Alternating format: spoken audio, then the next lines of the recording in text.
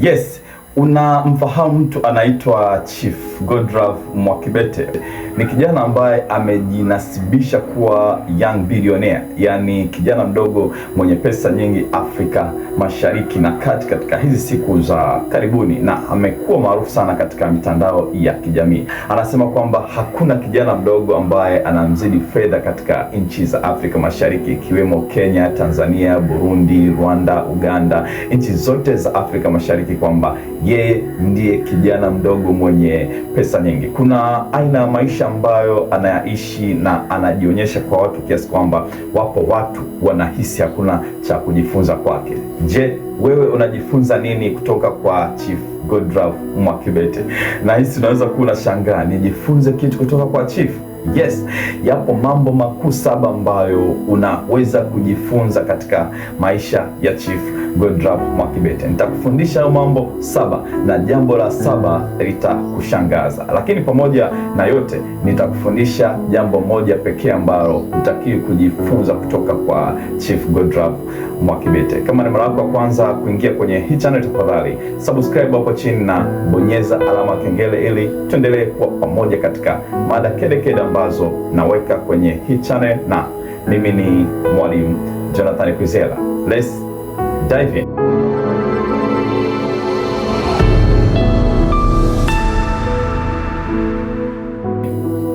Jambo la kwanza la kujifunza kutoka kwa Chief Godlove Mwakibete ni usiishi kwa kuiogopa kesho yako. Wapo watu wameshindwa kufanya kazi nyingi kwa sababu wanaogopa kesho itakuwaje. Wapo watu ambao wameshindwa kuanza biashara wakiogopa kwamba nikifeli ndugu jamaa na marafiki watanichukuliaje. Wapo watu wameshindwa kupanda majukwaani kuonyesha uwezo na ubora wao wakiwaza wakishindwa itakuwaje. Wapo watu wengi wameshindwa na wameamua kuendelea kuishi katika hali ile ile duni walionayo katika maisha yao ya kila siku, wakiogopa kuthubutu kwa sababu wanaogopa kesho itakuwaje endapo watafeli, wasije wakadhalilika. Chief Godlove ni mtu ambaye anaishi kwa kutoiogopa kesho. Tizama namna anavyowatambia watu na kuwaonyesha fedha kwamba ana hiki na hiki, watu wengine hawana na vitu kama hivyo, na hawazi kwamba kama kesho akikosa itakuwaje. Yeye anafanya kile ambacho ameshaamini kwamba kina manufaa kwake katika maisha yake, na wala hawazi kwamba kesho itakuwaje. Ukiiga hilo, linaweza likakunufaisha kwenye kazi yako, kwenye kipaji chako, kwenye mambo yako katika maisha, kwa sababu watu wengi wanashindwa kuthubutu na kufanya kwa sababu wanaogopa wakishindwa kesho itakuwaje. Kitu cha pili cha kujifunza kwa Chief Godlove Mwakibete ni taking risk. Ni namna gani ya kufanya jambo na kukubaliana na hatari ya jambo hilo, ili mradi umeshagundua kwamba hili jambo limebeba hitima ya maisha yangu, ili mradi umeshagundua kwamba hili jambo lina faida sana, ili mradi umeshagundua kwamba nikifanya hili jambo sitoendelea kuwa mtu wa kawaida tena. Wapo watu wengi wameshindwa kufanya mambo wanaoyapenda, si kwa sababu hawana uwezo, ila ni kwa sababu wana hofu ya mambo yatakayo wakuta katika maisha yao. Wapo watu wameshindwa kwenda kugombea kwenye nafasi za uongozi wakiogopa kwamba siasa ni hatari. Wapo watu ambao wanashindwa kukabiliana na hatari katika maisha yao na wanaendelea kuishi aina ile ya maisha yao yote. Chief Godlove ni mtu ambaye amekubaliana na hatari ambayo inaweza kumkuta katika maisha yake. Huwezi kuamini, pamoja na majambazi waliopo, Chief Godlove haogopi kuonyesha fedha anazokuwa nazo. Lakini pamoja na chuki, husda na uhasama wa baadhi ya watu ambao hawana zile fedha, yeye hajari, anaonyesha tu fedha alizonazo. Lakini pia watu wengine wanaogopa kuonyesha mali na utajiri wao, wakiogopa kufuatiliwa na serikali. Pamoja na yote, baada ya Chief Godlove kutizama, akaona kwamba aina ya maisha anayoishi yanaweza yakampa kipato, yanaweza yakampandisha katika viwango vingine. Yeye hajari hizo hatari zote ambazo zinaweza zikamkuta, ambazo si rahisi watu wengine kuweza kufanya. Kwa hiyo hilo ni jambo la kujifunza, taking risk in your life. Kitu kingine cha kujifunza kwa Chief Godlove Mwakibete ni usiishi aina ya maisha eti kwa sababu watu wengine wanaishi aina hiyo hiyo ya maisha. Wapo watu ambao wana copy style za watu za kuishi katika maisha yao. Yupo mtu ambaye ni mwalimu na anajaribu kuishi sawa na yule mwingine, akiamini kwamba hizi njia wanazoishi ndizo njia ambazo mwalimu anatakiwa kuishi. Wapo wachungaji ambao wanafanya vile ambavyo wachungaji wengine wameshafanya, wakiamini kila mchungaji lazima afanye na aishi katika style hiyo ya maisha. Wapo watu ambao ni mainjinia, wana copy style za watu wengine. Wapo watu ambao ni waigizaji, wana copy style za watu wengine, na hawakumbuki kwamba unapoishi katika aina ya maisha ya mtu aliyoishi, unakosa ubunifu katika maisha yako na unapoteza ladha na muonekano katika macho ya watu, kwa sababu aina ya maisha unaoishi wameshaishi watu wengine katika maisha. Kwa hiyo unakuwa huna jipya katika macho ya watu. Chief Godlove Mwakibete mara nyingi amekuwa akiambiwa kwamba watu wenye fedha huwa hawaongei. Yeye anakuambia watu wenye fedha kama hawaongei, mimi naongea, which means mimi siishi sawa na wale, naishi vile ambavyo naona inafaa, naishi kwa njia yangu ya pekee. Na hicho ndicho kitu ambacho kimempa umaarufu tofauti na vile ambavyo wengine wanajulikana. Ukitengeneza hali ya kuishi kipekee, ukitengeneza hali ya kutenda kipekee, ukitengeneza hali ya kuzungumza kipekee, ukitengeneza hali ya kuwa mbunifu kipekee katika maisha yako, inaweza ikakufanya usiwe mtu wa kawaida kwenye maisha yako. Swala la 4 la kujifunza kwa Chief Godlove Mwakibete ni kujifunza kunufaika kwenye ubora na udhaifu wa watu. Ubora na udhaifu wa watu wengine. Nianze kwenye ubora. Wapo watu wakikuona ni bora katika maisha yako, wakikuona ni bora katika kipaji, wakikuona ni bora katika kazi, wanatafuta namna ya kuweza kukudondosha na kukupoteza kabisa kwenye ule ubora wako. Lakini wale watu ambao wana mtazamo chanya katika maisha ni wale watu ambao wakiona una jambo fulani, wanatafuta namna ya kuwekeza kwenye hilo jambo ili mradi upate na wao wapate. Chief Godlove ni moja ya watu ambao wanafanya hivyo. Akiona mtu ana kipaji, anamuita, anafanya naye kazi, anapata na wewe unapata. La pili ni mtu ambaye ana trick ya kunufaika kwenye ujinga na udhaifu wa watu wengine. Anaamini na anajua kwamba asili ya watu wengi ni kufuatilia mambo ya kipuuzi. Kwa nyakati huwa anajitoa akili, anazungumza mambo ya ovyo ili aweze kufuatiliwa sana, kwa sababu anajua kwamba ukiwa unazungumza mambo ya maana, watu hawakufuatilii sana kama anayezungumza mambo ya kipuuzi. Ndio maana watu wengi wanaojifanya wapuuzi, wanazungumza mambo ya ovyo kwenye mitandao, wanaweza wakafuatiliwa sana kuliko yule mtu ambaye anazungumza yale mambo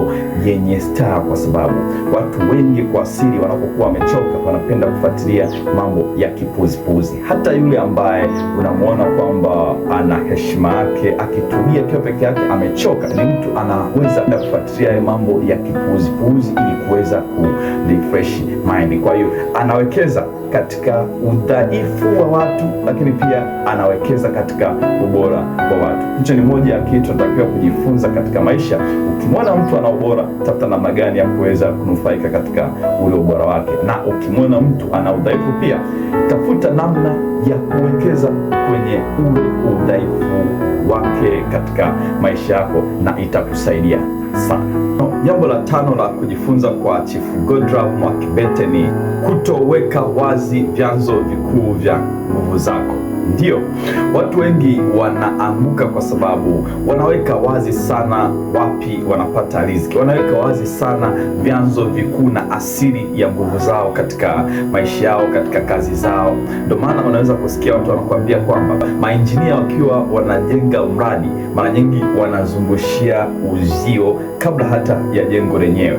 Wanajenga jengo likiwa limezungushiwa uzio uzio, na ule uzio unaweza kuwa gharama kubwa sana, lakini wanakubali kuweka gharama ili mradi waweze kuweka siri ya mbinu na mikakati ambayo wanaifanya ili kukamilisha ule mradi. Lile linawasaidia kwa sababu watu wengine hawawezi kutizama na kuona ni vitu gani walivyovifanya. Kwa hiyo inasababisha waendelee kutawala kwenye miradi ya aina hiyo, kwa sababu si rahisi kuona wanachokifanya. Na ndio maana hata miti mizizi yake inayoipa uhai imejificha, haiko waziwazi. Unapokuwa umeficha chanzo cha nguvu yako, inakuwa sio rahisi hata maadui kukushambulia kiurahisi, kwa sababu hawajui washambulie wapi ili uweze kuangamia. Ushawahi kumwona mtu mnagombana tu kidogo, anapeleka taarifa kazini kwako, anapeleka taarifa kwa bosi wako, kwa sababu anajua kule ndio kunapokupa nguvu wewe katika maisha yako. Chief Godlove ni mtu ameweza kumaintain hilo kwa muda mrefu sana. Amekaa kwenye mtandao wa kijamii kwa muda mrefu sana, lakini hata wale wanaomzungumzia hawawezi kuzungumzia ni wapi ambapo anapata fedha zake, ni wapi ambapo panampatia jeuri katika maisha yake. Hilo ni moja ya jambo la kujifunza katika maisha yako na litakusaidia sana. Swala la 6 la kujifunza kwa Chief Godlove Mwakibete ni ujasiri. Ujasiri wa kufanya jambo lako bila kuwaza nani atakuonaje, atakuzungumziaje, ili mradi umeshagundua kwamba hili jambo lina manufaa. Ujasiri wa kutoogopa mwingine atakuzungumziaje. Ujasiri wa kuingia kwenye jambo moja kwa moja bila kujali kesho itakuwaje. Ujasiri wa kusimama na kuzungumza yale yoyote ambayo unahisi wewe ni sahihi kwako, ili mradi hujavunja sheria. Ujasiri wa kuthubutu katika yale unayoamini kwamba haya mimi nayaweza, ila watu hawakubaliani nayo, ila ndio sehemu ambayo mimi naweza nikafanikiwa. Huo ni ujasiri ambao watu wengi wanaokosa kwenye maisha, lakini Chief Godlove anao. Haimaanishi ufanye ujasiri katika yale anayoyafanya. Tafsiri ya ujasiri ina apply katika mazingira mengi, ambacho ni kitu Chief Godlove anacho. Kitu cha 7 cha kujifunza kwa Chief Godlove Mwakibete, na ni cha muhimu sana, ni kwamba katika maisha hakuna mtu ambaye ni rafiki yako 100%. Kwa hiyo kila mtu ishi naye na umtilie wasiwasi katika 10% kadhaa, kwa sababu uliye naye unayemwona ni rafiki yako wa leo ndiye anayeweza kuwa adui yako wa kesho. Naye unayemwona kwamba huyu ni sahihi sana kwangu, inawezekana ndiye akawa chanzo cha anguko lako.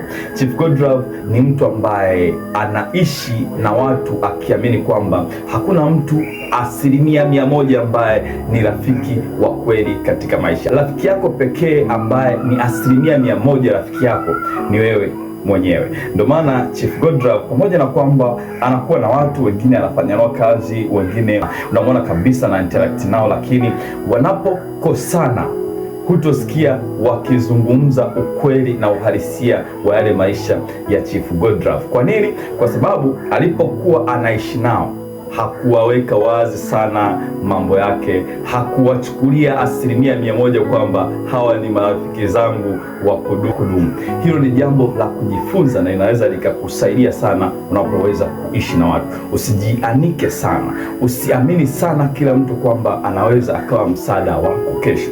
Yupo ambaye ni rafiki yako wa leo, lakini kesho anaweza kuwa ni sehemu na chanzo cha anguko lako. Kwa hiyo hayo ni mambo 7 ambayo unaweza kujifunza kwa Chief Godlove Mwakibete na ukaapply katika kazi yako, ukaapply kwenye kipaji chako, ukaapply katika maisha yako ya kila siku na yakakupa manufaa sana. Kitu pekee ambacho hutakiwi kujifunza kabisa kwenye maisha ya Chief Godlove Mwakibete ni kuwadharau, kuwadhihaki na kuwabeza watu wengine wa chini. Chief Godlove amekuwa ni mtu ambaye anawabeza wale wa chini, asiyenacho anamuita umbwa, takataka, maskini, kiasi kwamba yeye asiye nacho alitaka mwenyewe kutokuwa nacho. Ndiyo, zipo kanuni za kimafanikio, lakini si kila mtu aliyezifuata alifanikiwa. Ndiyo, wapo wenye akili sana, lakini si kila wenye akili sana wamefanikiwa. Mungu pekee ndiye anayeweza kumchagua na kumpatia anayemtaka, na kwa sababu zake yeye mwenyewe binafsi ambazo ni nje ya fahamu ya kibinadamu. Kwa hiyo unapomwona mwingine bado yuko chini, usiamini kwamba yeye hajafanya jitihada za kutafuta. Unapomwona mwingine hajapata, usijione mjanja, kwa sababu Mungu pekee ndiye ana fumbo. Kwa nini kampatia yule kakunyima wewe? Kwa nini kamnyima yule kakupatia wewe?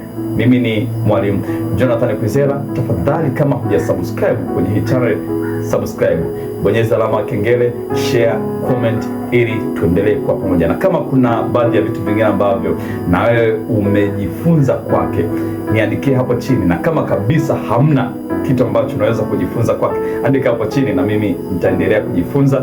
Mimi ni Mwalimu Jonathan Kwizera. See you.